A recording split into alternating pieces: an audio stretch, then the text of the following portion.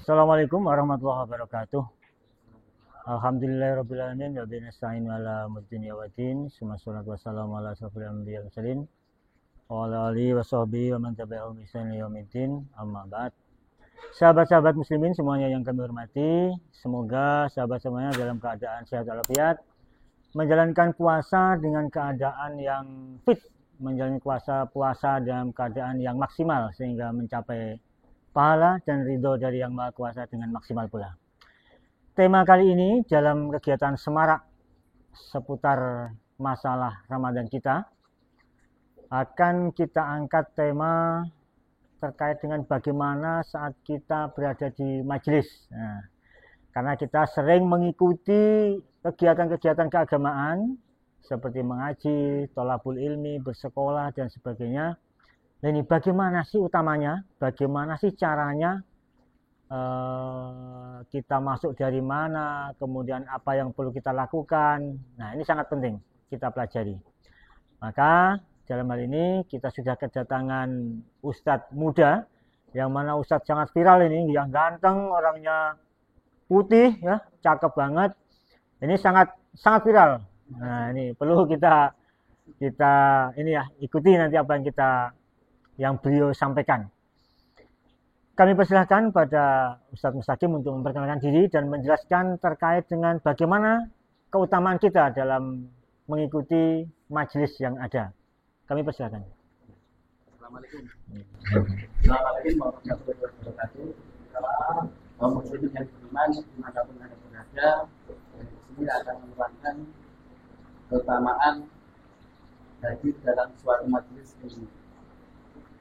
Dalam ayat Al-Quran surat Al-Mujadalah ayat 11 sudah diterangkan, ya ayyuhalladzina amanu idza qila lakum tafassahu fil majalisi fafsahu yafsahillahu lakum. Al-ayat di situ diterangkan bahwasanya berlapang-lapanglah dalam suatu majelis, karena orang yang hadir dalam suatu majelis itu banyak keutamanya. Di antara lain, salah satunya yaitu mendapat rahmat Allah Subhanahu wa Ta'ala atau hidayah. Karena tidak mungkin sekali kalau orang yang hadir di dalam suatu majelis itu tidak mendapat hidayahnya, dan pahalanya juga banyak sekali. Dan majelis ilmu itu banyak orang yang disukai dari kaum muslimin. Buktinya saja kalau menjelang ada buka bersama di suatu musola atau masjid, itu banyak orang yang hadir. Walaupun di situ hanya mendengarkan ceramah dari dai tersebut, itu diamnya saja ketika mendengarkan sudah mendapat pahala. Apalagi dia berjalan dari rumah ke suatu majelis, itu sangat banyak pahalanya. Dan kedua, itu juga manfaatnya hadir ke majelis yang kedua itu juga menyiarkan suatu syariat agama, ya, karena otomatis orang yang hadir di majelis itu memang yang saya ulas tadi memang mendapat hidayah. Kalau nggak mendapatkan hidayah, mungkin dia di rumah rokok atau nonton TV atau apa, itu kan nggak mendapat pahala. Atau di masa-masa kecil, kalau ingat itu pas puasa kayaknya menghitung sepeda motor yang lewat dari sana ke sana berapa. Tapi ketika hadir di satu majelis itu, di hati kita sendiri atau yang udah merayai kehadiran itu memang di hati itu enak, nyaman. Ini di hati, karena yang hadir di suatu majelis itu memang orang-orangnya memang kebanyakan dari kalangan santri, bahkan kiai dan orang muslim. Nanti kita kalau dekat dengan beliau atau mendengar ceramahnya itu di hati rasanya enak, Pak Ustadz, seperti itu. Makanya kurang lebih 15 atau 12 hari akan ada bulan Ramadan. Ayo kaum muda, kaum muslimin dimanapun berada, datanglah, hadirlah di dalam suatu majelis, apalagi nanti ada menjelang bulan menjelang buka itu ada pengajian. Mari kita hadir di dalam suatu majelis itu. Nanti kita fokus tetap dalam hadiran itu, kita tetap akan mendapat pahalanya. Hanya itu yang kita sampaikan. Apabila ada yang kurang berkenan dan kurang pas di pemirsa kaum muslimin dimanapun Anda berada, saya Gus Mustaqim ada salah kata minta maaf yang sebesar-besarnya. Hanya itu. Gini Gus Mustaqim ya, sebelum diakhiri ada pertanyaan. Ya. Pertanyaan ini sangat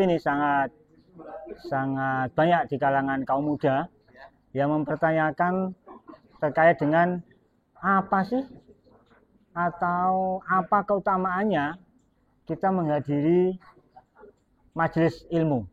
Itu yang pertama. Yang kedua, bagaimana utamanya kita menghadiri majelis ilmu? Apakah kita harus bagaimana?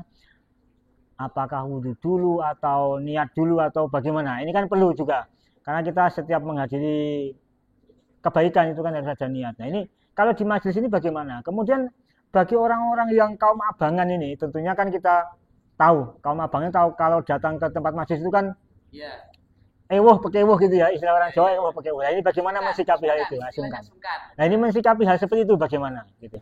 Ya, kalau di kalangan masyarakat banyak pemuda-pemuda itu warnanya berwarna-warni, ada merah, ada hijau, ada kuning. Kita sebagai santri atau istilahnya orang muslim itu kita jangan sampai mewarnai, tapi kita memanai. Paham kan? Iya. Nah, kalau warna itu merah, kita jangan ikut merah. Kalau itu warnanya hijau, jangan kita ikut hijau. Tapi kita memanai, kita rangkul semua. Dan memang satu-satunya semua itu adalah niat. Karena di situ ada inamal a'malu binniyat. Iya, betul. Tergantung niatnya. Kalau kita niatnya hanya untuk berkumpul dengan orang-orang, ya memang ya pendapatannya itu capek. Nah, kalau saya lihat-lihat tuh Pak Yaya itu atau orang-orang santri itu nggak ada yang kurus. Minta maaf ya, tidak ada yang kurus. Ini menyinggung saya, ini saya kurus. Enggak. Mungkin Pak Yaya terlalu banyak puasa mungkin. Nah, kalau orang santri atau kiai itu memang kalau dilihat fotonya itu memang gemuk-gemuk semua. Karena apa? Orang yang datang majelis itu tidak mengeluarkan biaya. Kadang mengeluarkan biaya sedikit, tapi makan, pulang bawa berkat, pahala kan, membawa berkat. Berkat itu pun membawa berkah kepada anak atau saudara yang di rumah. Nah itu yang saya sampaikan. Terima kasih. Assalamualaikum warahmatullahi wabarakatuh. Waalaikumsalam warahmatullahi wabarakatuh. Ini yang telah disampaikan oleh Gus Mustaqim, Gus fenomenal yang cakep, ganteng, putih orangnya. Pasti setiap melihat dia langsung ketemu, langsung ingat, wah Ustadz cakep gitu ya. Tentunya dalam tema yang disampaikan sangat bermanfaat untuk kita semua dan kita perlu mengikutinya. Karena kita setiap menghadiri majelis harus kita ikuti tata sopan santunnya, harus kita ikuti dan sebagainya. Dan dari saya, sebelum saya akhiri, perlu kami sampaikan bahwa acara Semara ini akan berlanjut sampai di akhir Ramadan.